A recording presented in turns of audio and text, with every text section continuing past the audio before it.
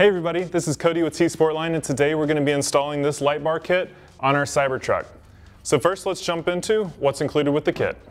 Okay, so you will have received 2 mounting brackets, a left and a right side, 2 adapter brackets, 2 bumpers, 2 quick releases, 4 adapter standoffs, 2 short bolts, 2 long bolts, and 2 jam nuts.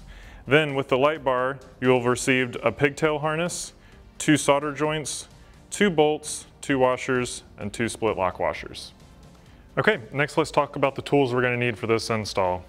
We'll need a heat gun, some wire strippers, a 5mm hex, a ratchet, 10mm socket, 15mm deep well socket, 10mm open end wrench, and some rags or a towel. Okay, so let's jump into the installation. We're actually going to start with the hardest step first, so let's get that knocked out of the way. What you're going to do is look at the pop hatch on the passenger side front of your vehicle, and once you open that up, you're going to see a bundle of wires underneath. You'll unwrap those wires to expose 3 wires, a red, black, and green, and you'll find that at the end of those wires there is a heat shrink. So we're actually going to do this part of the installation on the table just because it's easier to film. On your installation, obviously this will be done on the vehicle, but what you want to do is find the 2 wires that we're going to tap into, which are the red and the black. The first step is going to be to cut off this insulation at the end. This was just for Tesla to seal up the ends of these wires. So we'll cut that insulation off. And next we want to strip back just the first maybe 1/4 inch of the insulation on these wires.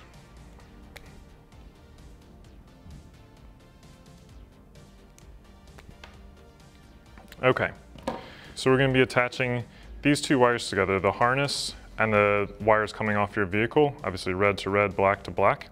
And we're going to be using these heat shrink connectors. Now, if you know how to solder, comfortable soldering, I would recommend going that direction. But we do include these solder joints to make this installation process easier. So first thing we're going to do is take the insulation off the ends of this pigtail. You can see we've actually got too much wire exposed. So I'm going to cut that down, leave maybe just about a 1/4 inch.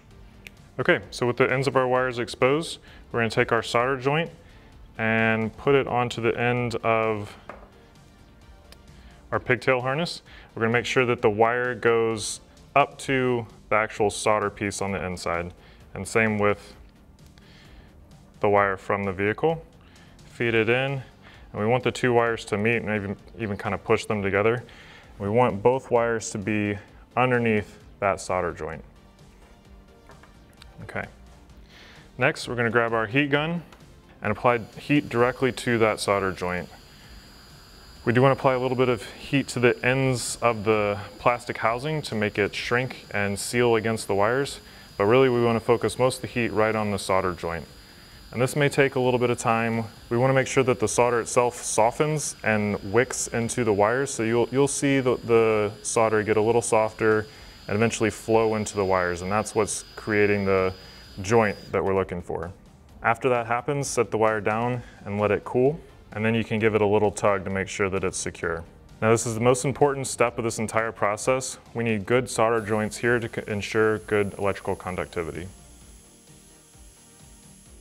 Check, make sure it's cool. Now we're going to give it a little tug just to make sure everything's nice and secure. Okay, before we move over to the truck, let's do one last step. Take each of our mounting brackets, the longer bolts, the nuts, and the bumpers. The first thing we're going to do is thread the jam nut all the way down on this long screw. Then take the screw, insert it through the threaded hole on the bracket, just a little ways, and then take one of your bumpers and thread it on to the back side of that screw. Don't need to run this screw all the way down yet. We'll adjust that once we get it onto the vehicle.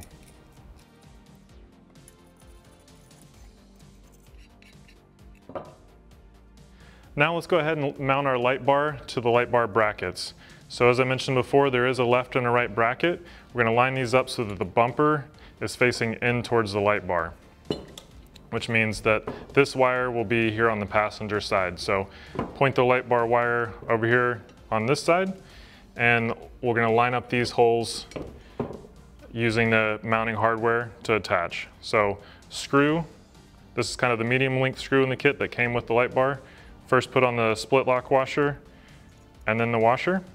Okay, so taking our screw, thread it right into the light bar, and then using a M5 hex, tighten this down. We're not gonna go fully tighten with this yet because later we're gonna need to adjust the angle. So just secure enough to where this isn't gonna come apart. Then do the same thing on the other side. Then at some point in this process, be sure to remove this protective blue film. Okay, moving back over to the truck. First thing we're gonna do is decide whether or not we wanna leave this door installed. So the bracket does fit just fine with the door installed, but in our case, I'm gonna remove this side door just because we're gonna be quick release removing and reinstalling the light bar all the time. And so this door is just a little easier if I go ahead and remove it. So with the door open, basically just push to one side and it'll pop out. Next, we're gonna remove the nuts that came installed on the truck from the factory. So using our 10mm socket, I'm gonna back these nuts fully off.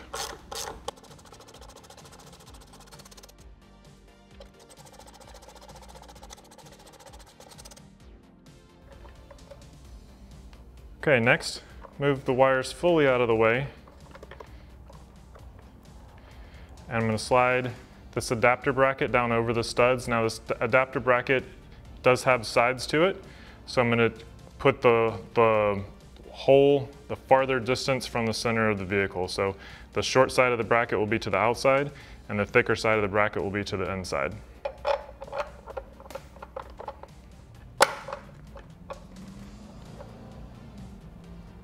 Next, grab the two adapter studs. We're gonna thread those down.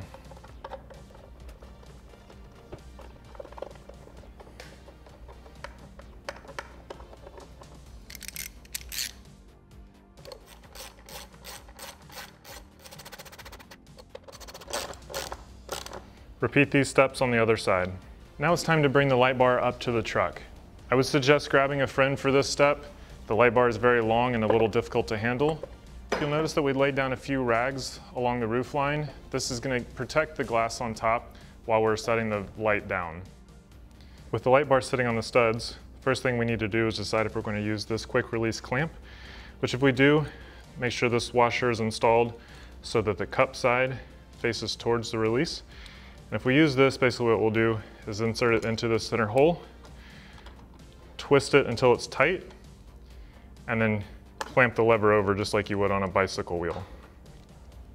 Alternatively, if you're not going to be installing and removing the light bar very often, use the included screw, put it into that same hole,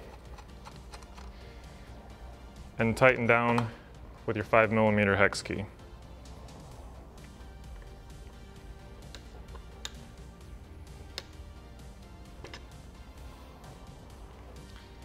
Next, take your connector from the light bar and plug it into the connector from the truck.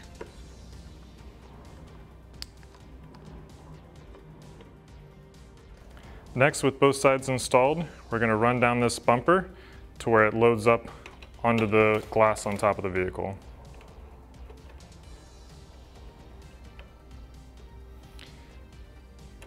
This will give us just a little bit of additional support so that the light doesn't bounce as we go down the highway. Then, using a 10mm open-ended wrench, we're going to tighten this jam nut up against the bracket. Okay, with everything connected up top, it's time to jump in the truck and turn this thing on. So hit your truck icon down here. We're going to go to outlets and mods, and then turn on the roof power feed. And with that, the light bar is on. So as you're going down the trail using this in the future, it's very simple, just turn on and off right here. With the light bar on, the very last step is to aim. This is really personal preference. You can either aim it a little higher for a farther reach, or aim it down a little bit to see better what's close up in front of you. And then the final step is to tighten the screw. All right, everybody, that's it. This light bar is installed, on, aimed, ready to go. It's time to hit the trail. So hope you enjoyed this video. Please like and subscribe, and we'll see you in the next one.